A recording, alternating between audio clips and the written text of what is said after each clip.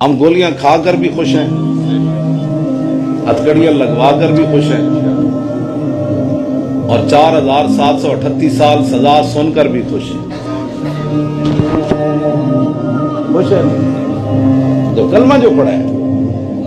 ان میں سے ایسے بھی لوگ ہیں، وہ میری والدہ کا مسیر ہے سگا، اس کی عمر 90 سال ہے، ساری زندگی اس نے حال کھیتی باڑی کی، اس کو پتہ بھی نہیں ہے کوئی تاریخ ہوتی کیا ہے اور جلسے کیا ہوتے ہیں، جلوس کیا ہوتے ہیں۔ اس کو بھی 55 سال کی سزا سنائی، کیونکہ وہ میرا ماما بنتا ہے رشتے۔ آپ سوچ سکتے ہیں 90 سال بندے کی کیا عمر ہو، کیوں؟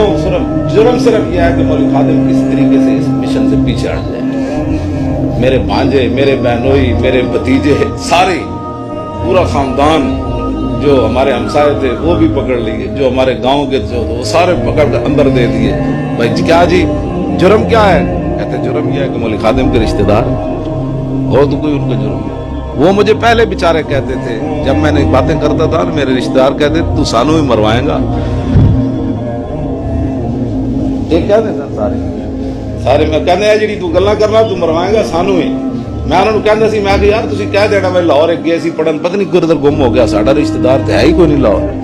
میں ان کو یہ بات کہتا تھا، میں نے کہا آپ بالکل پریشان ہو، آپ کہہ دینا، میں بھائی کو بھی کہتا تھا آپ کہہ دینا میرا بھائی گم ہو گیا تھا پتہ نہیں بچپن سے، ہم تو جانتے ہی نہیں ہیں اس کو کون ہے وہ کہتے ایسے نہیں تو نہیں ہوگا نا، جب بات آئے گی پھر دیکھیں گے ہم کیسے کھڑے رہتے ہیں۔